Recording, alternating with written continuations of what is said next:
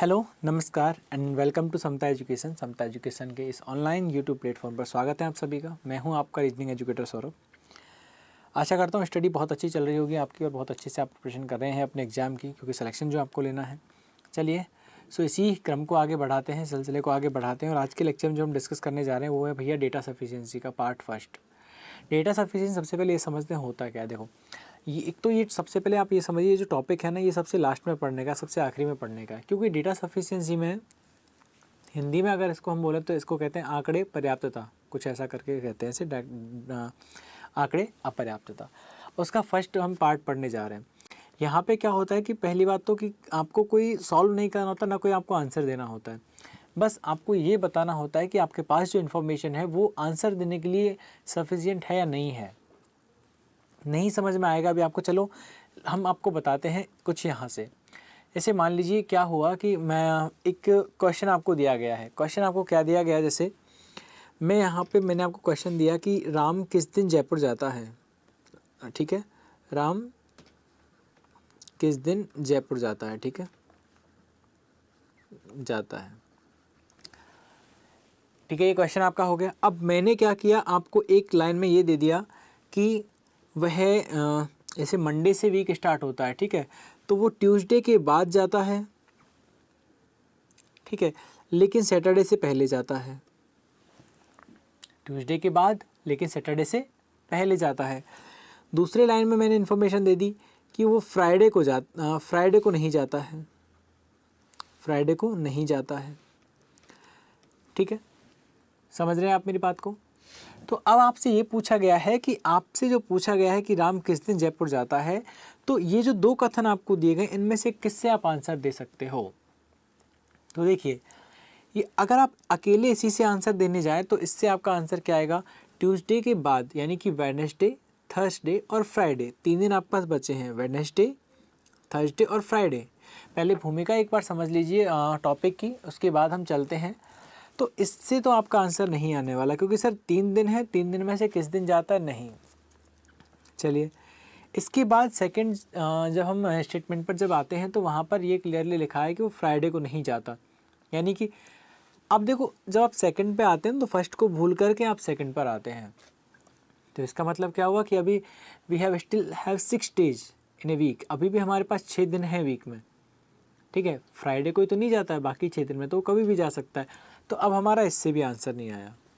अब हम इन दोनों को मर्ज करते हैं, क्या दोनों को मिलाकर क्या आंसर आ जाएगा क्या।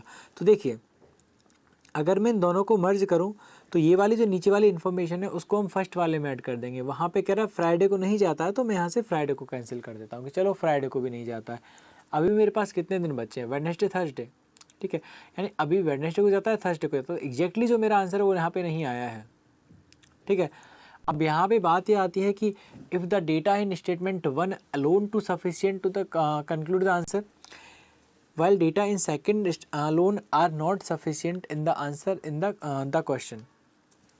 देखो, कभी कभी क्या होगा, मान लीजिए आपका पहले वाले से आंसर आ गया लेकिन सेकंड वाले से नहीं आया, तो आपको ये वाला ऑप्शन टिक करना है। ठीक है, लेकिन कभी कभी क्या होगा, हो सकता है किसी पर्टिकुलर क्वेश्चन में आपका सेकंड वाले से आंसर आ जाए, फर्स्ट वाले से ना आए, तो ऐसी सिचुएशन में आप लोग क्या करेंगे, if the data in statement second alone are sufficient to answer the question while the data in statement 1 alone are not sufficient to answer the question, यहाँ पे क्या हो जाएगा, नंबर 2 हो जाएगा। ठीक है, नंबर 3 की जब बात करें बच्चों, आपका फर्स्ट से भी आंसर आ गया, अकेले सेकंड से भी आपका आंसर आ गया, तो ऐसी कंडीशन जब आपके पास बनेगी तो यहाँ पर आप लिखोगे अलोन 1 अलोन 2।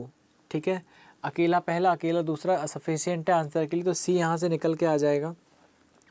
अगला है if the data in both the statement first and second together are not sufficient to answer. अब क्या किया आपने, जब आपका दोनों से ही आंसर नहीं आया, इंडिविजुअली 1 से नहीं आया, इंडिविजुअली 2 से नहीं आया। ठीक है, अब आपने दोनों को मिला दिया। ठीक है, और दोनों को मर्ज करने के बाद भी आपका आंसर नहीं आया, तो आप डी पर क्लिक करोगे, जिसका मतलब होता है if the data in both statement 1 and 2 together are not sufficient, यानी कि दोनों को मिलाने के बाद में भी जो आपका आंसर है वो कंक्लूड नहीं हो रहा है। If the data in both the statement first and second together necessary to answer the question, यानी कि दोनों को मिलाने पर जो आपका आंसर है वो भैया आ जा रहा है, दोनों को मिलाया आपने और आपका आंसर आ गया। तो ऐसी कंडीशन में आप टिक करोगे ऑप्शन नंबर 5। आई होप के ऑप्शंस आपको क्लियर होंगे। ठीक है, अब ज़रूरी नहीं है कि एग्जाम में जो मैंने क्वेश्चन लिखे हैं ये ठीक है, आगे आने वाले जो क्वेश्चंस हैं वो आप किसी तरीके के हैं। ठीक है, तो यहाँ पर आपको क्या है कि ये 1 से 5 क्वेश्चन, ये बस आपको एक ऑप्शंस थे जो मैं आपको ओवरव्यू दिया था ऑप्शंस का कि किस तरह से आपके पास ऑप्शंस आते हैं एग्जाम में। फिक्स नहीं है, ऑप्शंस चेंज भी हो सकते हैं। जैसे मान लीजिए ऑप्शन नंबर 5 जो मैंने बनाया, हो सकता है वो फर्स्ट पर चला जाए, फर्स्ट वाला 4 पर चला जाए, सेकंड वाला 3rd पे चला जाए, तो ये चेंजेबल है, ये चेंज आपके हो सकते हैं। तो आपको फिक्स ऐसे नहीं जाना है। ठीक है, बस अपना आंसर निकालिए और फिर इसके बाद अपना जो आपका सिस्टम है, लैपटॉप आपका पास जो है, कंप्यूटर आपका है, वहाँ पर देखिए किस ऑप्शन पर आपको टिक करना है। आई होप क्लियर होगा आप सभी को। चलिए इसी के साथ हम बढ़ते हैं अपने फर्स्ट क्वेश्चन की तरफ। यहाँ पर क्या है, ठीक है, उसी तरीके से जो आपको ऑप्शंस दिए गए थे वो आपके साइड में है और यहाँ पे क्वेश्चन इस तरह से ही आपके एग्जाम में आता है। ठीक है, अब आपसे पूछा गया how is Sarita related to Rahul, Sarita related to Rajesh. Okay, ठीक है, अब किस तरह से रिलेट करती है सरिता राजेश से, तो आपको ये नहीं बताना कि वो उसकी क्या लगती है क्या नहीं लगती है, डजंट मैटर। बस आपको ये बताना है कि आपके पास जो 2 स्टेटमेंट दिए गए हैं इनमें से किस से आपका आंसर आ जाएगा। ठीक है, देखो पहले से जब हम करने जाएंगे तो फर्स्ट से क्या बनेगा, Soni is the cousin of Rajesh. तो यानी कि सोनी एक कोई है और एक क्या है, राजेश है, दोनों कजिन हैं। कजिन का मतलब होता है चाचा के, मामा के, इस तरह के जो सिबलिंग्स होते हैं, जो मतलब कजिन्स होते हैं। ठीक है, वो हो गए, यानी कि पेरेंट्स दोनों के अलग हैं लेकिन जनरेशन जो होगी इनकी सेम होगी। ठीक है, Soni the cousin of Rajesh, Soni जो कि राजेश की कजिन है, इस नीस ऑफ सरिता, वो सरिता की नीस, यानी कि सरिता है वो कहीं न कहीं सोनी के ऊपर नहीं आने वाली, यानी कि सरिता जो है वो सोनी की माँ या सोनी का जो फादर है वो नहीं होने वाले है। ठीक है, मैंने आपको ब्लड रिलेशन के टॉपिक में पढ़ाया था कि नाम से कि आप किसी भी पर्सन का जेंडर डिसाइड नहीं करोगे। तो आपके पास जो फर्स्ट स्टेटमेंट था, क्या उसके अकॉर्डिंग आप बता सकते हैं क्या कि how is Sarita related to Rajesh. हो सकता है बच्चों सरिता को हम यहाँ भी रख सकते थे। ठीक है ना, तो यहाँ से कोई क्लियर आपके पास आंसर नहीं आया है। ठीक है, सेकंड वाले से आप बनाने जाओगे तो यहाँ पर लिखा है कि स्वर्ण इज सिस्टर ऑफ सरिता। ठीक है, स्वर्ण इज सिस्टर ऑफ सरिता। अब सरिता कौन है, हु इज वाइफ ऑफ ओम। सरिता कौन है, वाइफ है किसकी, ओम की।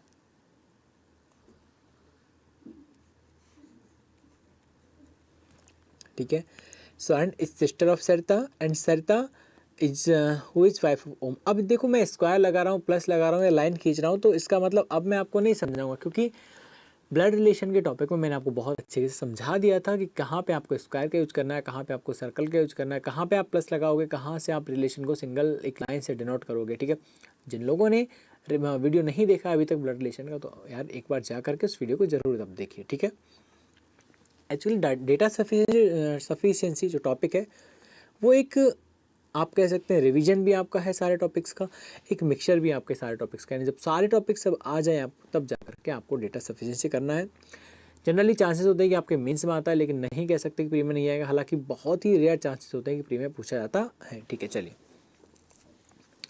और 5 नंबर का यदि मेंस में आपका आता है तो डेफिनेटली 5 नंबर का आपका आने वाला होता है। ठीक है, इसके बाद है Om is the father of Rajesh. Om is the father of Rajesh, Om father है किसका, राजेश का।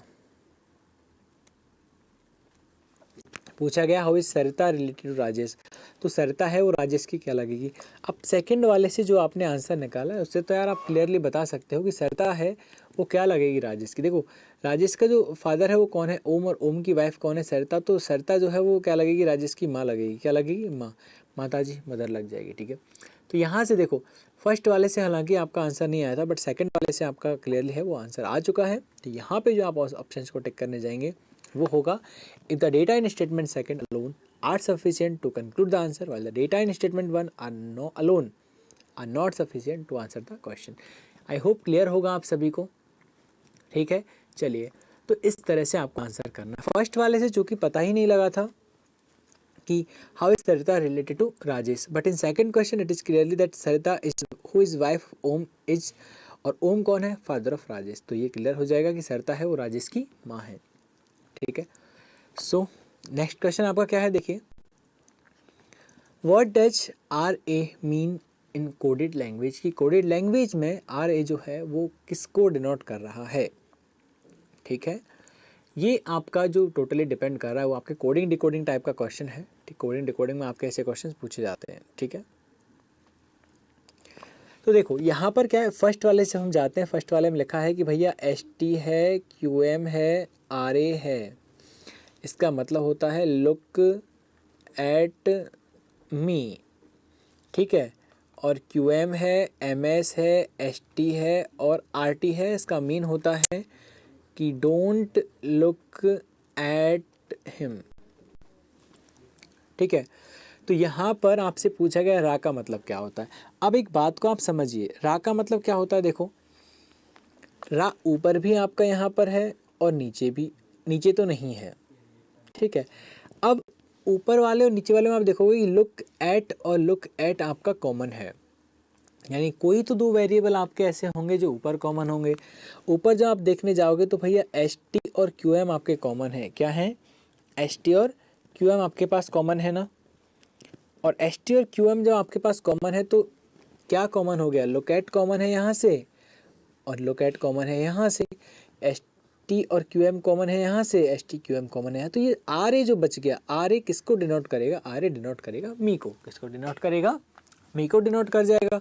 सो यहाँ से बिल्कुल आपका आंसर आ चुका है कि आर ए जो है वो किसको डिनोट कर रहा है, मी को डिनोट कर रहा है। यहाँ से आपका आंसर आ गया किससे, फर्स्ट वाले से।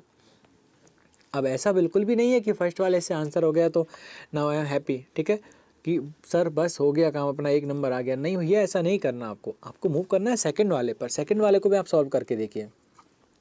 सेकंड वाला क्या हो गया, देखो के है, टीवी है, एनी है, आर ए है। ठीक है, फिर क्या है, टेक मी एंड गो। क्या है, टेक मी एंड गो। अगला क्या है, V X, W X, S I और आर ए।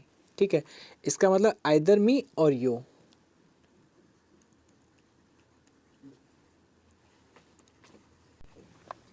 ये हो गया। ठीक है, अब बताइए दोनों में क्या है। तो ऊपर वाले में के है, नीचे वाले में के नहीं है। ठीक है, ऊपर वाले में टीवी है, नीचे वाले में नहीं है।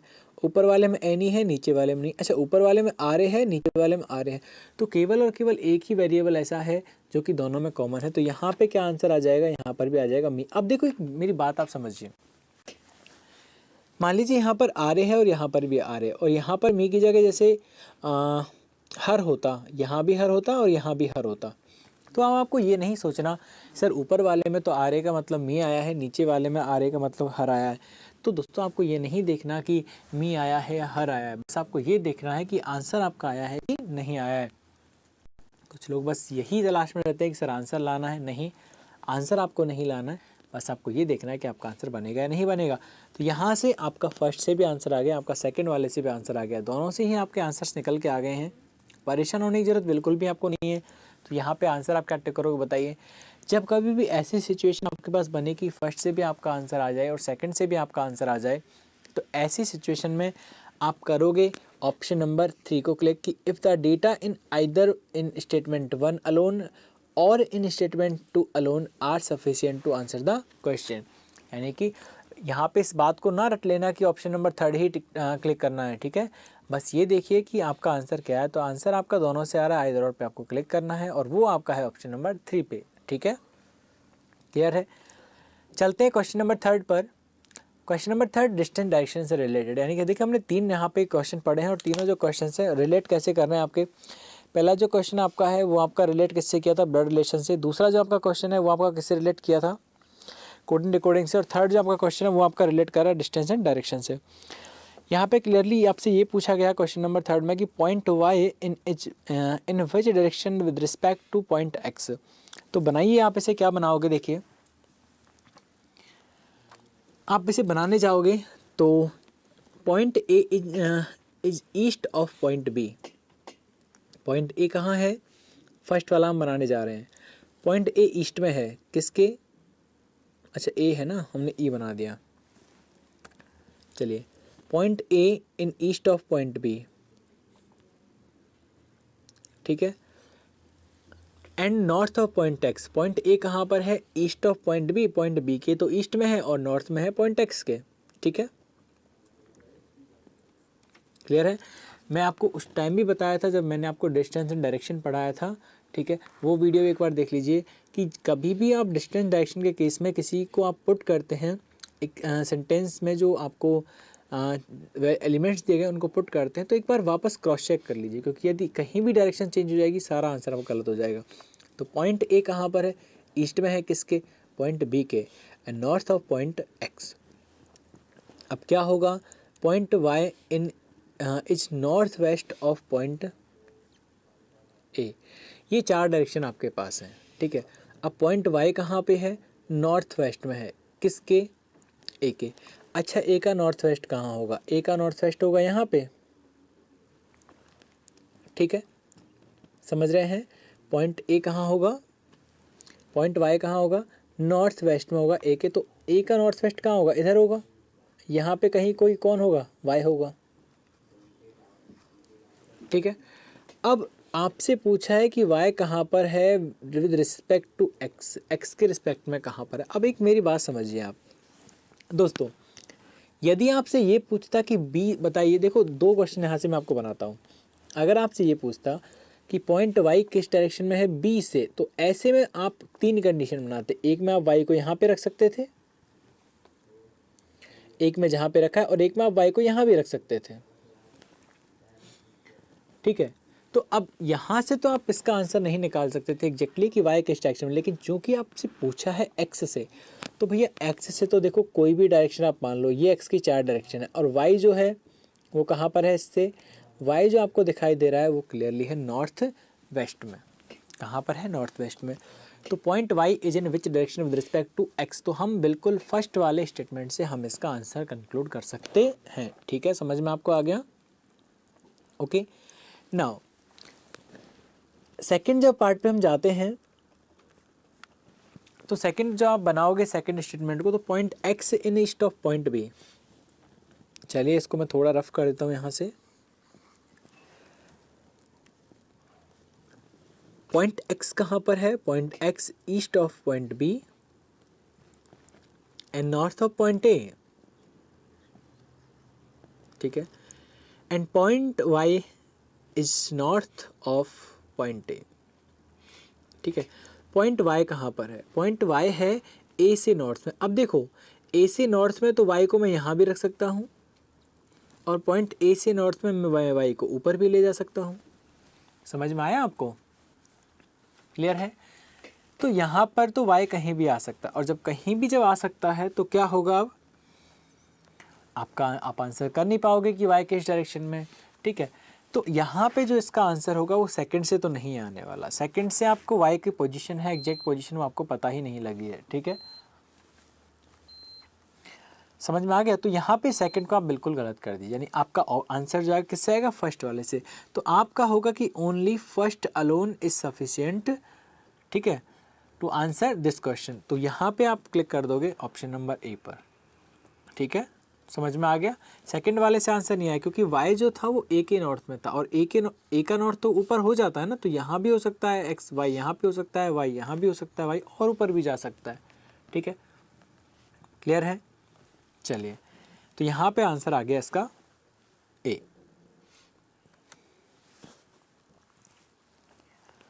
फोर्थ नंबर के क्वेश्चंस पे जब हम आते हैं तो हम देखते हैं यहाँ पर,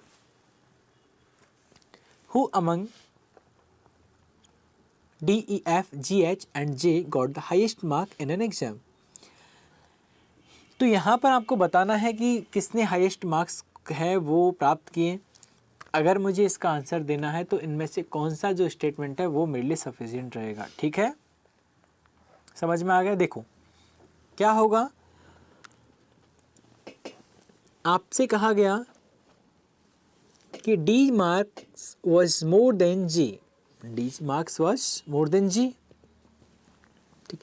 तो आप कैसे लिखोगे बताओ, अच्छा, D marks was more than G, ठीक है, एंड जे, जी से भी ज़्यादा है और जे से भी ज़्यादा है, तो आप कैसे लिख दोगे इसे?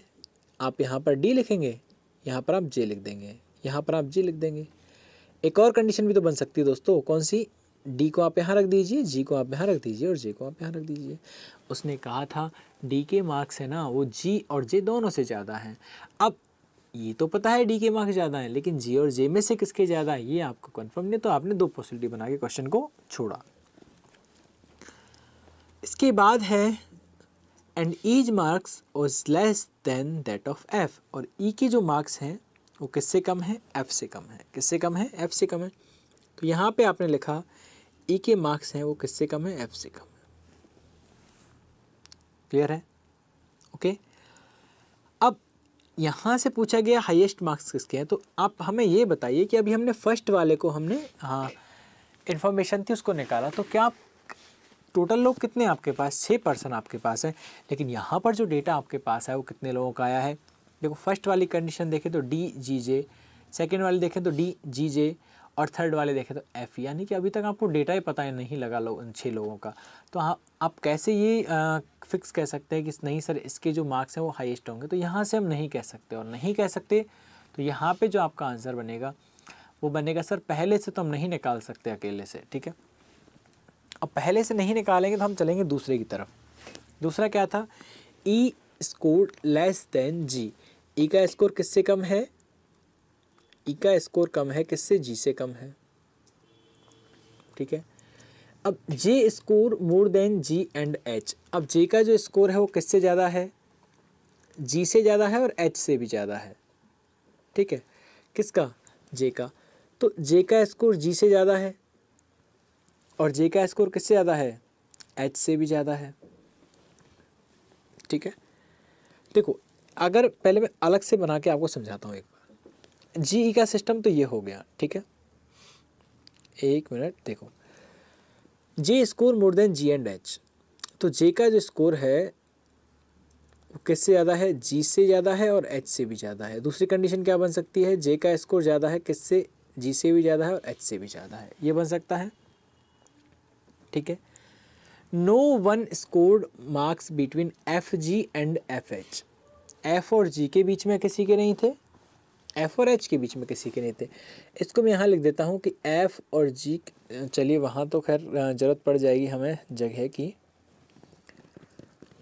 साइड में हम लिख देते हैं यहाँ पर एफ जी और एफ एच, कि भैया एफ जी के बीच में कोई नहीं है, एफ और एच के बीच में कोई नहीं आएगा, यानी लगातार ये लोग आने वाले हैं, ठीक है।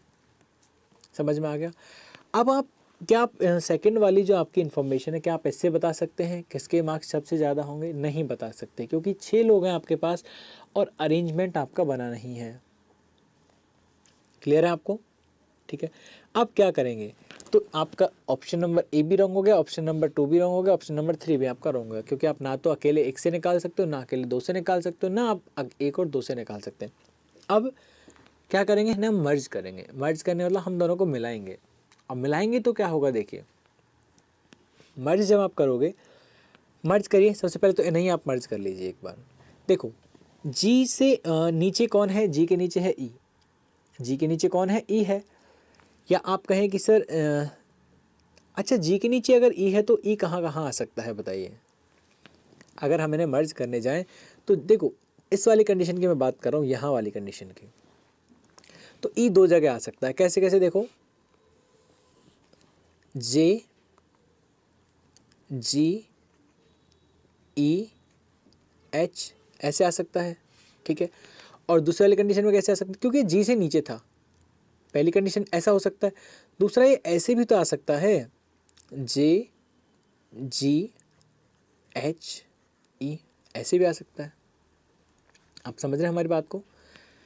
और इस वाली कंडीशन के यदि हम ये अभी आपने जो बनाई है दोनों कंडीशन, ये इससे हैं, ठीक है।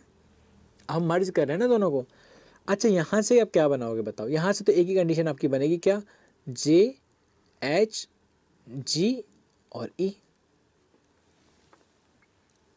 यही बनेगी, ठीक है।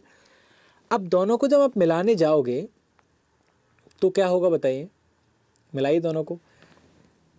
कि जे से ऊपर कौन है। यहाँ पे यदि हम बात कर लें तो देखो जे के नीचे है GHE, जे के नीचे क्या है GHE, ठीक है।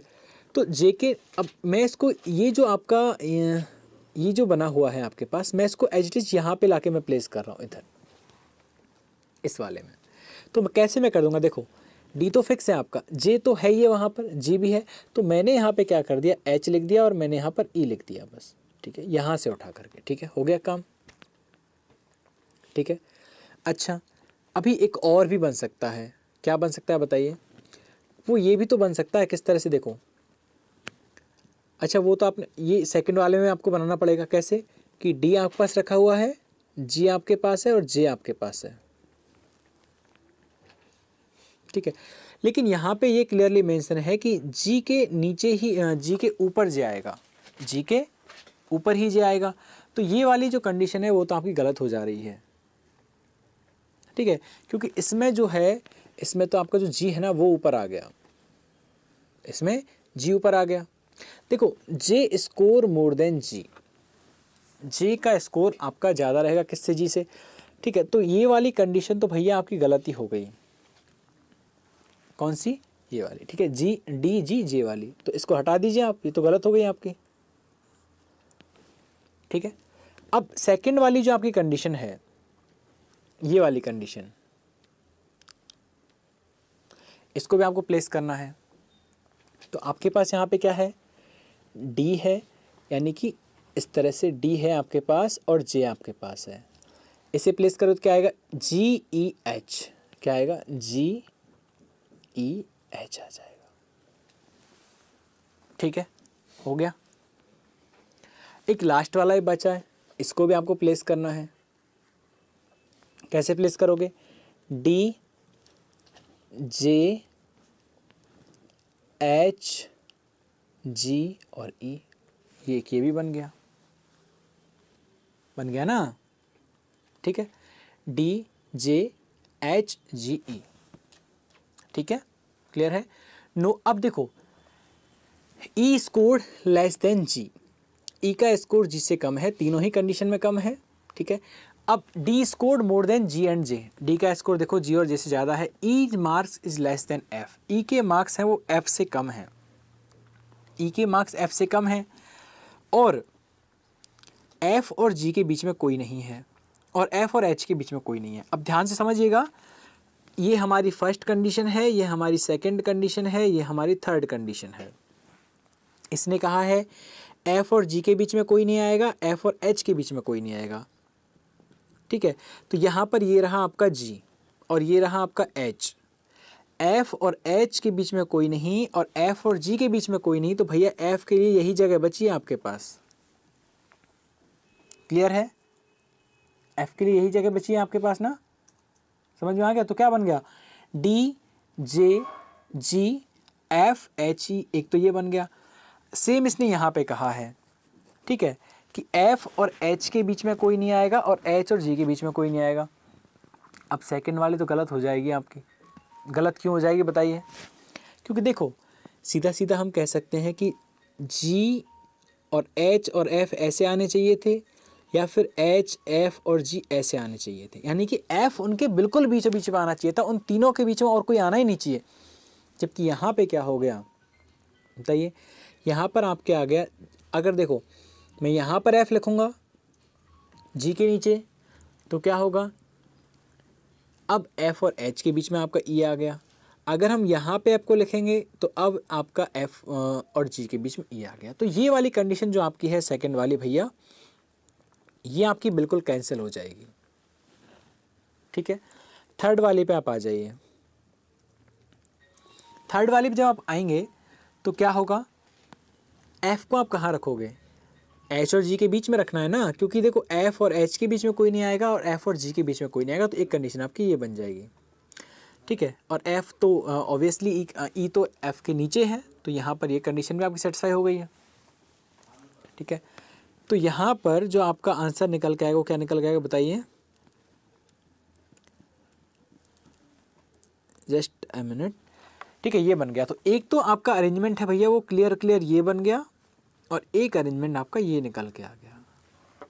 अच्छा, ये निकल के कैसे आया? दोनों से फर्स्ट और सेकंड स्टेटमेंट दोनों को जो आपने मिलाया तब जाके आपका ये कंक्लूजन निकल के आया है। ठीक है, तो आपसे पूछा गया तब आंसर कैसे आएगा? तो यहाँ पे आंसर जो बनेगा, if the data in the both statement 1 and 2 are together necessary to answer the question, option number E निकल के आ जाएगा। ठीक है, अब दोनों में ये देखें तो मार्क्स किसके ज़्यादा हैं? डी के ज़्यादा हैं। ठीक है, तो who among D E F G H J got the highest marks in the exam, तो कौन हो जाएगा? डी आ जाएगा। वैसे हमें मतलब नहीं है डी है, जे है, ई है, एफ है, बस ये है कि आंसर आपका आ गया क्या? बिल्कुल आंसर हमारा आ जाएगा इससे दोनों को मिला करके। ठीक है, क्लियर है? चलिए चलते हैं क्वेश्चन नंबर 5 पर। बच्चों समझ में आ गया? क्लियर? ठीक है, चलिए कोई भी डाउट यदि आपको रह जाता तो बिल्कुल पूछ लीजिएगा आप। ठीक है, 8 फ्रेंड्स, 8 दोस्त हैं और वो बैठे हुए हैं कहाँ पर? एक सर्कल में। ठीक है, 8 friend A B C D E F G H are sitting around a circular table facing the centre, सबका फेस कहाँ पर है? सेंटर में। और जब मैंने आपको बताया था, जब मैंने आपको सर्कुलर अरेंजमेंट पढ़ाया था, तब मैं आपको बहुत अच्छी तरीके से पढ़ा चुका हूँ, समझा चुका हूँ कि लेफ्ट कहाँ होता है, राइट कहाँ होता है। ये सारी चीज़ें आई थिंक मुझे बताने की वापस ज़रूरत नहीं है, क्योंकि आपने बहुत सारी प्रैक्टिस कर ली तो बहुत कुछ आप भी सीख गए होंगे। सो पूछा गया कि who is opposite to A के सामने कौन है? इन चीज़ों पे हमें गौर करना है और आंसर देना है। ठीक है, फर्स्ट से आएगा या सेकंड से आएगा? किससे आएगा? देखिए 8 दोस्त हैं, तो 8 दोस्तों के लिए पहले तो स्पेस बना दीजिए। ठीक है, D sit second to the right of F, तो डी सबका फेस कहाँ पे है? अंदर है। ठीक है, okay, D sit second to the right of F, D sit second to the right of F, तो आप एफ और डी को ऐसे रख दोगे, क्योंकि हमने आपको बताया था जब भी सबका फेस सेंटर में होता है तो राइट हमेशा कहाँ होता है? Anti clockwise. तो एफ का राइट किधर होगा? एफ आपके इधर एंटी क्लॉकवाइज में। ठीक है, okay, D sit second to the right of F and opposite to E. अब एंड जो आता है वो सबसे पहले वाले पर्सन के लिए आता है, तो डी जो है वो कहाँ बैठेगा? ई के ऑपोजिट में बैठेगा। A is an immediate neighbour of B and C. अब देखो ए पड़ोसी है किसका? बी और सी का, यानी कि 3 जो जगह हैं लगातार खाली होनी चाहिए, क्योंकि ए आएगा उसके आजू बाजू कौन आएंगे? बी और सी आएंगे। ठीक है, तो ऐसी कोई जगह है जहाँ पर तीनों प्लेसेस खाली हो लगातार? तो बिल्कुल खाली है। यहाँ पर ए आ जाएगा, यहाँ पर बी सी में से कोई एक आ जाएगा, यहाँ पर भी बी और सी में से कोई एक आ जाएगा। और तो कहाँ रख सकते थे आप इन तीनों को? बताइए, नहीं रख सकते थे ना। आपसे पूछा क्या गया है? देखो क्वेश्चन, अब यहाँ पर इन दोनों पर कौन आएगा कौन नहीं आएगा उसकी जरूरत ही नहीं, क्योंकि आपसे बस पूछा गया था who is opposite to A के अपोजिट कौन है। और जब आपसे एक अपोजिट पूछा जा रहा है तो आपको सारी रामायण लिखने की जरूरत नहीं है। ठीक है, आपसे पूछा गया कि बताइए राम की पत्नी कौन है, तो क्या आपको पूरी रामायण देखने की जरूरत है? नहीं है ना। बस सीता का विवाह हुआ किससे हुआ? राम से हुआ, बस वहीं तक आपका जो क्वेश्चन का आंसर है वो खत्म हो गया। तो यहाँ पर भी बस आपसे ये पूछा गया कि हु इज अपोजिट टू ए, तो आपका यहीं पे आंसर आ गया सर ए के अपोजिट कौन बैठा है? एफ बैठा है, तो हमारा आंसर तो आ गया सर फर्स्ट वाले से। ठीक है, अब सेकंड वाले पे जब हम जाएंगे तो क्या होगा? कितने लोग हैं आपस से? 8 लोग हैं। 8 लोगों के लिए आपने फिगर बना लिया। G sit third to the right of E, G sit third to the right of E, क्योंकि फेस अंदर है तो राइट ऑब्वियसली इधर ही होने वाला है। ठीक है, G sit third to the right of E. अब ई के बारे में पूछा गया है, E who sit second to the right of A, E कहाँ पर है? E sit second to the right of A.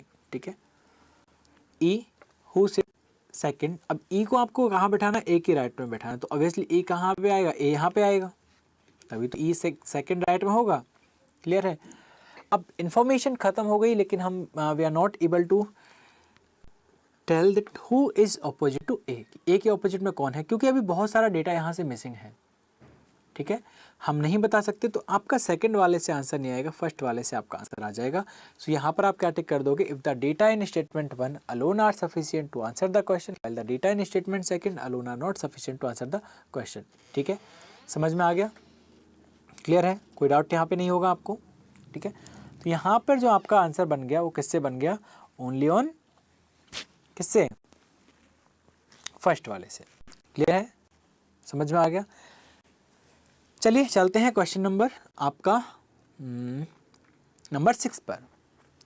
Question number 6 आपका जो है वो है लीनियर अरेंजमेंट का। लीनियर मतलब देखो मैं आपसे पहले भी कह चुका हूँ, हम आपको बता चुके हैं भैया कि आपका जो डेटा सफिशिएंसी का टॉपिक है वो एक जिससे कहते हैं मिक्स है सबका। यहाँ पे आप सब कुछ सीखने वाले हैं, सब कुछ आपका रिवाइज हो जाएगा,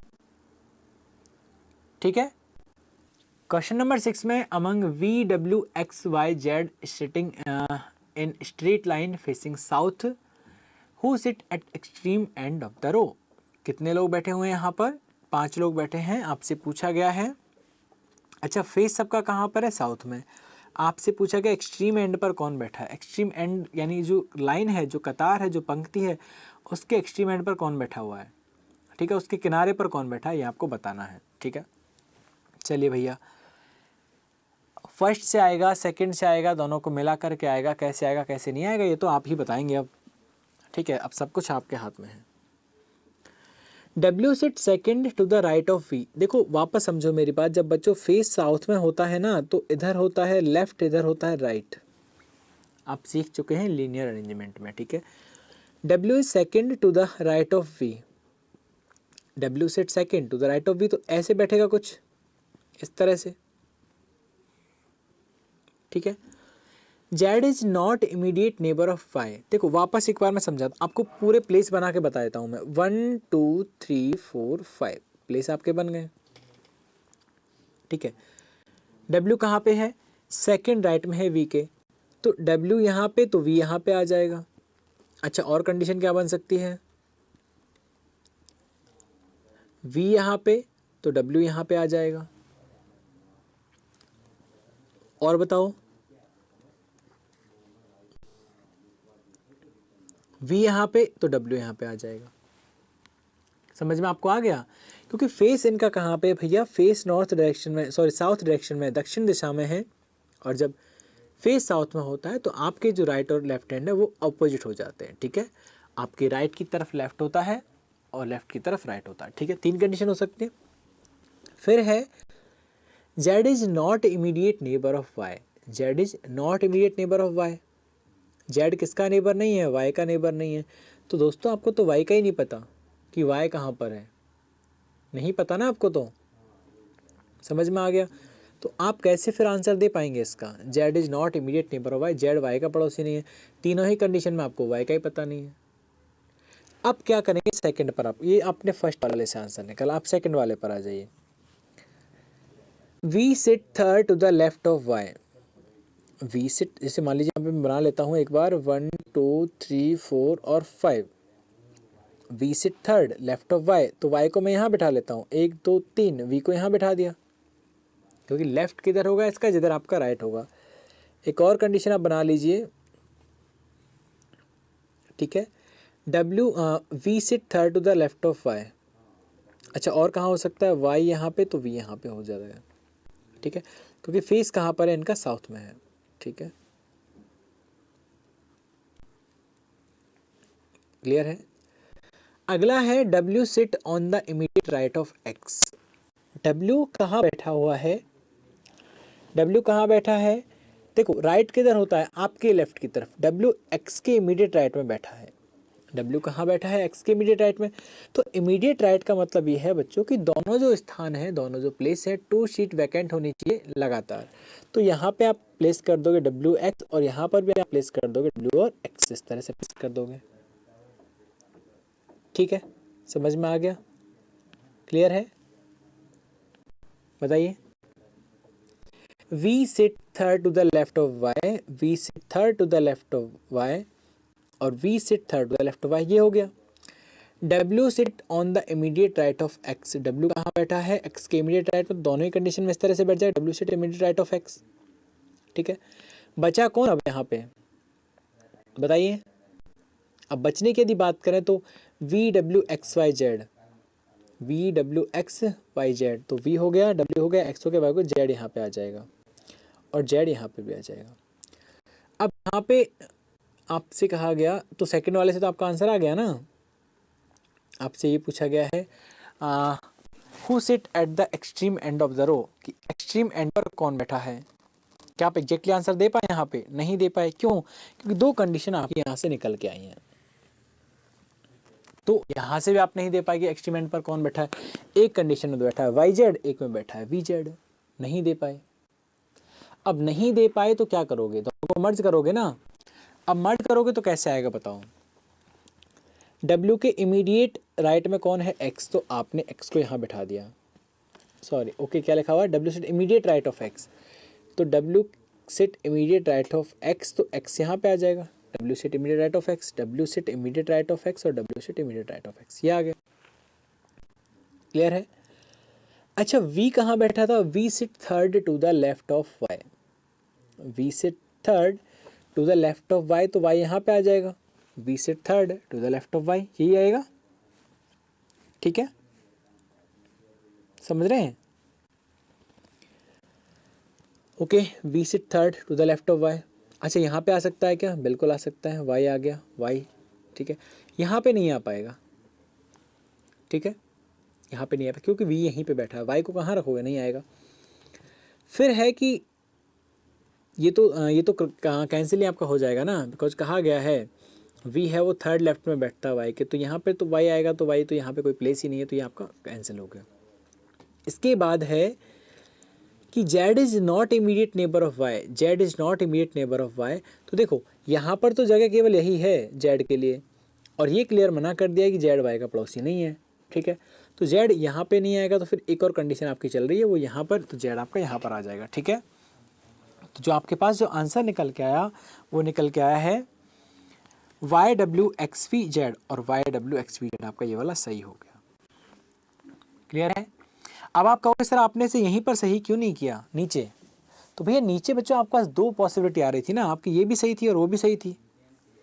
ठीक है, क्योंकि आपको केवल और केवल नीचे वाली इंफॉर्मेशन से आंसर देना था।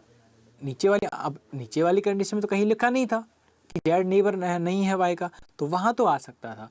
लेकिन जैसे ही आप ऊपर वाले में गए, तो ऊपर वाले में जाते ही आपकी जो ये वाली कंडीशन है वो गलत हो गई, यही आपका आंसर हो गया फिर। और यही यहाँ पे आया, देखो क्या, YWXVZ। तो अब आपका आ गया कि who is sitting on the extreme end of the row, तो एक्सट्रीम एंड पर कौन बैठा है? वो बैठे हैं Y और Z, आपका पक्का आंसर हो जाएगा। ठीक है, YZ। क्लियर सबको? आंसर क्या हो जाएगा? Option number 5। ठीक है, if data in both the statement 1 and 2 are together necessary to answer the question. ठीक है, समझ में आ गया भैया सबको? चलिए बढ़ते हैं यहाँ पे क्वेश्चन नंबर 7 की तरफ। क्वेश्चन नंबर 7 की तरफ जब आप जाएंगे तो यहाँ पर आएगा how many daughters does P have, P की कितनी बेटियाँ हैं। ठीक है, अब आप कहेंगे सर यहाँ पे क्या हो गया, सब कुछ चेंज सा हो गया। ठीक है, यहाँ पे ऑप्शंस कहाँ है? तो यहाँ पर जो ऑप्शन है वो यहाँ पे यहीं पर दे दिए गए हैं। देखिए दूसरा यहाँ पे चेंजेज आपको क्या देखने को मिला है, अब तक जहाँ पर हमें 2 स्टेटमेंट दिए जा रहे थे, यहाँ पर हमें 3 दे दिए हैं। आपको फर्स्ट दे दिया, सेकंड दे दिया, थर्ड दे दिया। कि सर मर्ज कैसे करेंगे? तो भैया पहले से निकालो, फिर सेकंड से निकालो, फिर थर्ड से निकालो। अगर नहीं आया तो 1 and 2 से निकाल के देखो, 2 और 3 से निकाल के देखो, 1 and 3 से निकाल के देखो। नहीं आया तो 1, 2 और 3 से निकाल के देखो, कहीं ना कहीं तो आंसर आएगा। और फिर भी नहीं आता तो आपके पास ऑप्शन है ही है। ठीक है, समझ में आ गया? चलिए,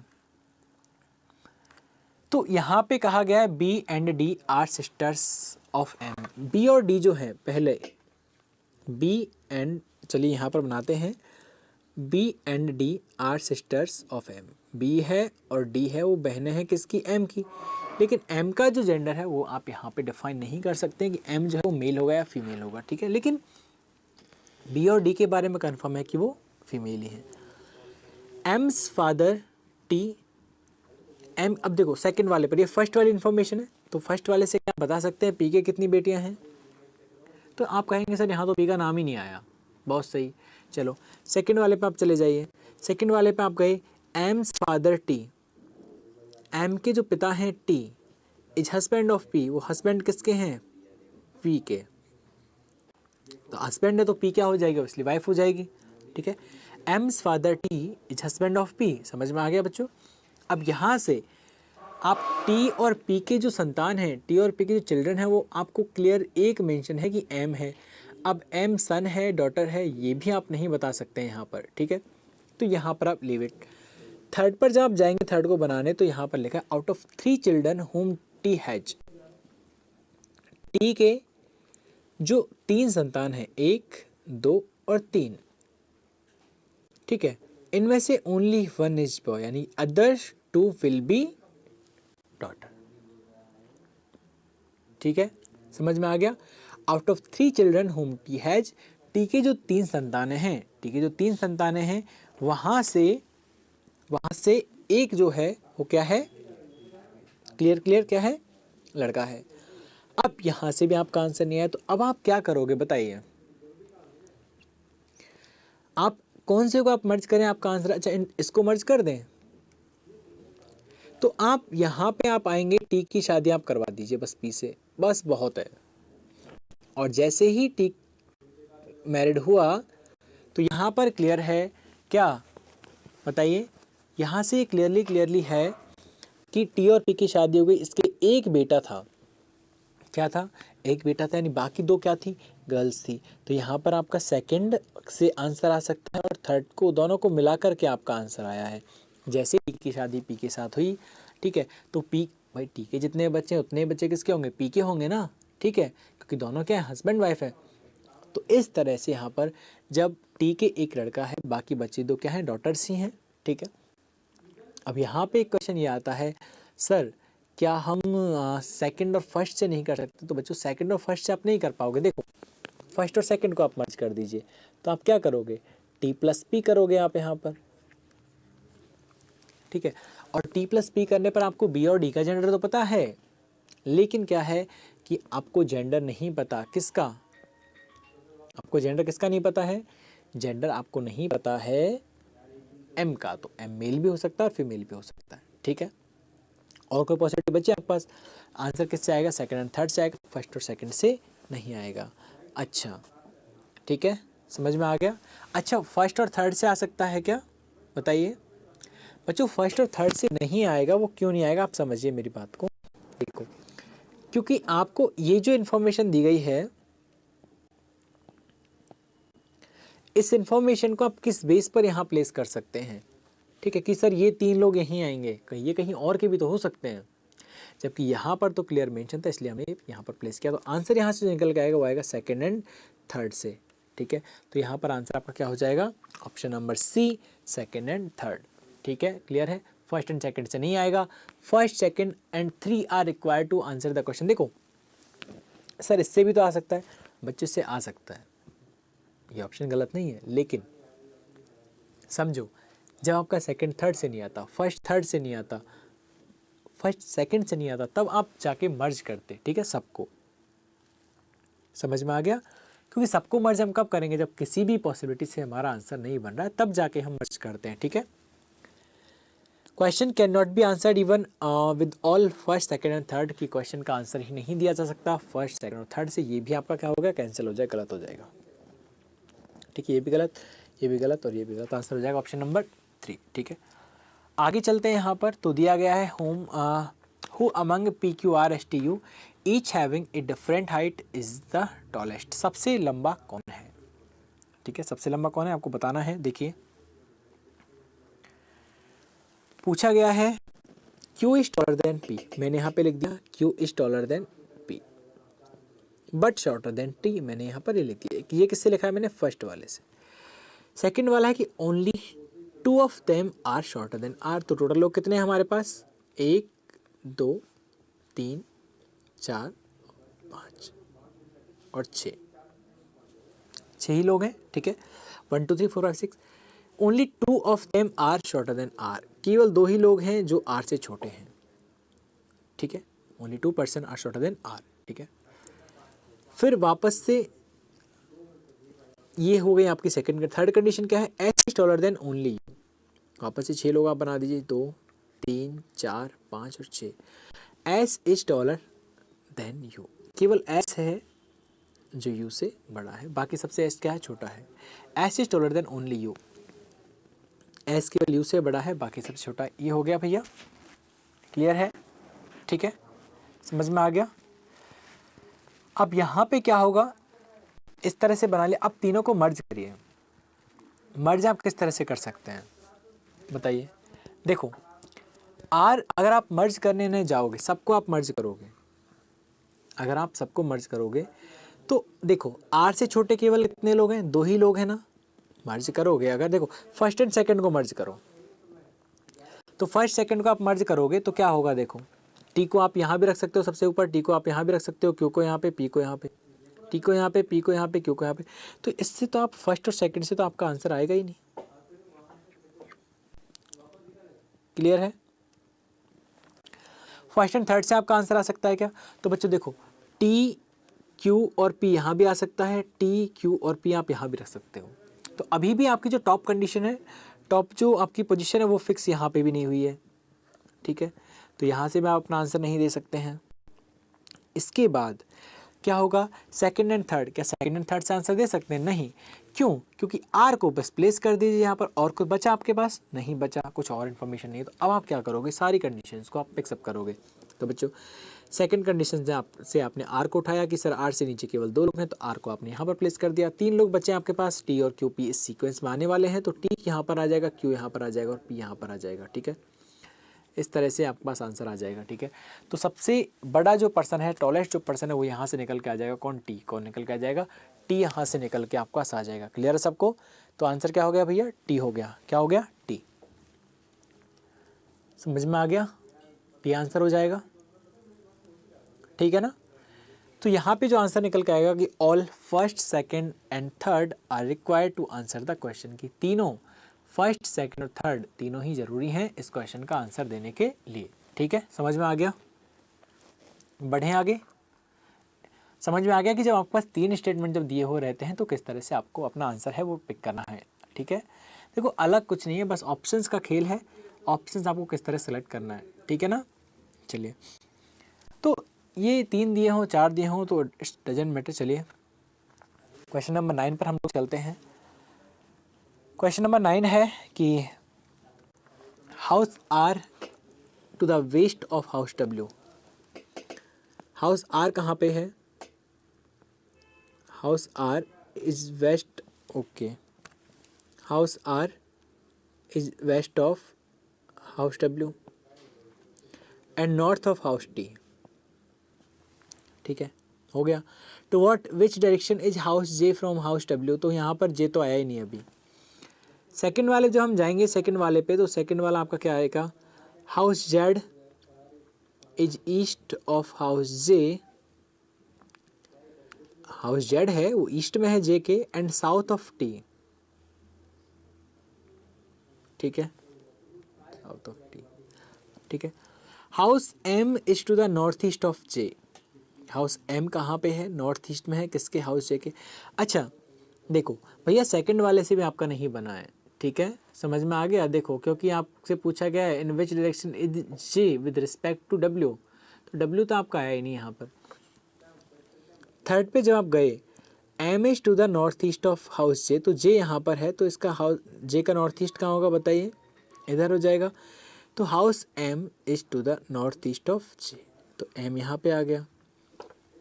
and north of Z, north of Z किसकी बात चल रही है? एम की, ठीक है, तो जेड यहाँ पे आ जाएगा, ठीक है। हाउस एम है नॉर्थ ईस्ट में है जे के और नॉर्थ में है जेड के, तो जेड तो अभी और नीचे भी जा सकता है, जेड का फिक्स नहीं है ना, ठीक है। कितना नीचे हो सकता है? एक तो जे के सीध में रहे, हो सकता है जे से भी नीचे चला जाए। अब किससे आपका आंसर आ सकता है? पहले आप देखिए किस किस वेरिएबल की बात कर रहा है, जे और डब्ल्यू की बात कर रहा है, किस किस की बात कर रहा है? जे और डब्ल्यू की बात कर रहा है। अगर हम देखें अपना ये फर्स्ट और सेकंड ही हम देख लें, फर्स्ट और सेकंड हम देख लें, ठीक है, कि आर डब्ल्यू आर टी, ठीक है, तो क्या होगा? देखो एक बार सेकंड वाला मैं फिर से बना दूँ एक बार। देखो जे यहाँ पर है दोस्तों, जेड यहाँ पर है और टी यहाँ पर है, ठीक है।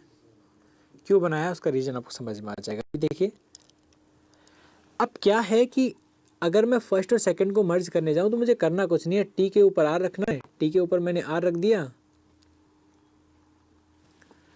टी के ऊपर हमने क्या रख दिया यहाँ पे? टी के ऊपर रख दिया आर और आर के इधर रख दिया डब्ल्यू। अब हम बहुत आसानी से बता सकते हैं क्या, एक मिनट ना, और अब हम बहुत आसानी से ये बता सकते हैं कि जो क्वेश्चन है उसका आंसर क्या आएगा। उसने पूछा था to what which direction is J from W, J किस डायरेक्शन में है डब्ल्यू से, डब्ल्यू यहाँ पर है तो आप क्लियरली बता सकते हैं कि सर डब्ल्यू से आप जाओगे साउथ वेस्ट में तो आपको जे मिल जाएगा, मिल जाएगा ना, क्लियर है सबको, ठीक है।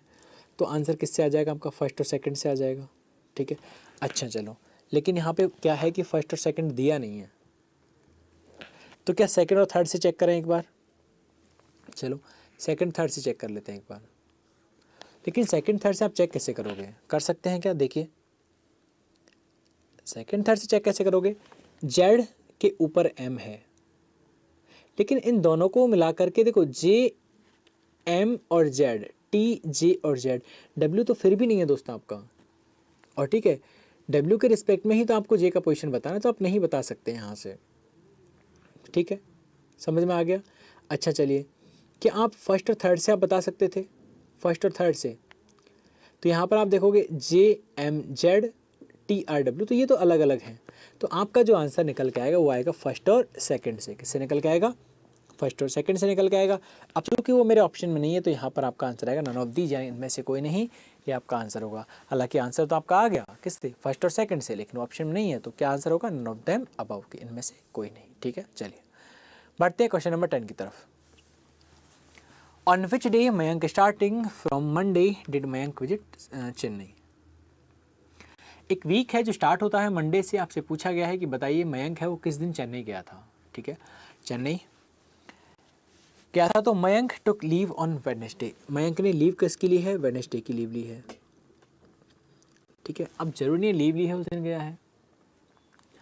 Mayank visited Chennai after his mother's visit his house, जब उसकी मदर आ गई थी घर में उसके बाद वो गया था। अच्छा क्या आपको पता है उसकी माँ है वो किस दिन घर में आई थी, नहीं पता। Mayank's mother visited Mayank house neither on Monday nor on Thursday, अब ना तो मंडे को आई थी ना थर्सडे को आई थी, तो भैया ट्यूसडे को आ सकती है, ठीक है, थर्सडे को आ सकती है, थर्सडे को तो मना कर दिया, थर्सडे को विजिट नहीं किया, मंडे को थर्सडे, फ्राइडे आ सकती है, सैटरडे आ सकती है और संडे आ सकती है, इतने दिन हो सकता है उन्होंने विजिट किया, ठीक है। मयंक टुक leave on Wednesday, on which day starting from Mayank did Monday did Mayank visit Chennai की, मंडे से स्टार्ट होने वाले वीक में मयंक ने किस दिन चेन्नई विजिट किया, तो मयंक ने वेडनेसडे का लीव लिया था, तो वहाँ से भी हम कोई कंक्लूजन नहीं निकाल सकते कि मयंक चेन्नई कब गया था। उसकी माँ के आने के बाद गया तो यहाँ सेकंड वाले से हम ये भी नहीं कंक्लूड कर सकते कि उसकी माँ कब आई थी। अब उसकी माँ जो है वो थर्सडे को और मंडे को नहीं आई थी, फिर भी एटलीस्ट 4 दिन उनके पास बचे हैं, वो किस दिन आई थी यहाँ पे हम नहीं बता सकते। आप यहाँ पे तीनों इन्फॉर्मेशन को आप जब ऐड कर लोगे, चलो वेडनेसडे का उसने लीव लिया, इसके बाद भी 4 दिन आपके पास बचे हैं, सबको ऐड करने के बाद भी, तो यहाँ से किसी भी तरह से आप ऐड करो तो यार यहाँ पे ये पॉसिबिलिटी नहीं बनेगी जहाँ से आप ये कंक्लूड कर सको कि मयंक किस दिन विजिट किया था उसने चेन्नई का, ठीक है।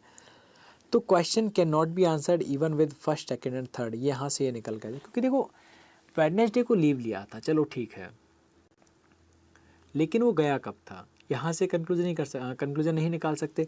आप इन दोनों को मर्ज कर दो, फर्स्ट और थर्ड को, ठीक है। तो अब यहाँ पे ये तो मेंशन करना चाहिए था कि माँ के आने के बाद गया कि माँ के आने के पहले गया, लीव ली थी उसी दिन गया, ठीक है। तो ये सारी चीज़ थोड़ा अगर और डेटा हमारे पास होता तो मोस्ट प्रोबेबली कि हम आंसर दे पाते, लेकिन ऐसा कोई डेटा हमारे पास अवेलेबल नहीं है, तो यहाँ से जो आपका आंसर निकल के आएगा बेस्ट आंसर वो होगा, best of the best answer आपका होगा ई की questions can not be answered even with first second and third, ठीक है। चलिए सो ये था आपके कुछ क्वेश्चंस डेटा सफिशिएंसी के बेसिक्स थे, और अच्छे क्वेश्चंस आपको आने वाले लेक्चर्स में देखने को मिलेंगे। फर्स्ट पार्ट ही इसका था, ठीक है। तो डेटा सफिशिएंसी होता क्या है उसका आइडिया यहाँ से आपको एक निकल के मिला होगा कि किस तरह से आपको आंसर टिक करने हैं। ये मैंने अभी से इसलिए करवा दिया है कि ताकि जो आप एसटी दे रहे हैं वहाँ पे आपकी थोड़ी हेल्प हो सके, आपको एटलीस्ट पता लगे कि हाँ इस तरह के क्वेश्चन को किस तरह से डील करना है, किस तरह से हैंडल करना है और हमें आंसर टिक करना है, ठीक है। आपके मेंस में मोस्ट प्रॉब्ली क्वेश्चन आते हैं डेफिनेटली 5 मार्क्स के, तो भैया अवॉइड ना कीजिए, ऐसे क्वेश्चंस की प्रैक्टिस कीजिए, क्योंकि देखो अलग कुछ नहीं है, अब तक जो आपने पढ़ा है वो सब कुछ ही, उसका सब कुछ सार जो है वो यहाँ पर है। ठीक है, समझ में आ गया। तो फिलहाल इस लेक्चर को यहीं विराम देते हैं। अगर सेशन आपको अच्छा लगा है तो लाइक कीजिए, कोई प्रॉब्लम डाउट यदि आपको है तो कमेंट आप कर दीजिएगा। सेशन अच्छा लगा है तो दोस्तों के साथ शेयर कीजिए ताकि उनकी भी थोड़ी बहुत आपकी जो हेल्प है वो हो सके।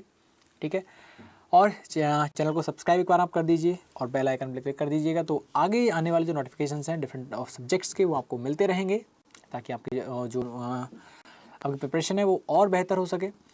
तो फिलहाल आज के लिए इतना ही, फिर मुलाकात होगी अगले लेक्चर में कुछ और बेहतरीन टॉपिक्स के साथ। तब तक के लिए bye bye, take care and have a nice day.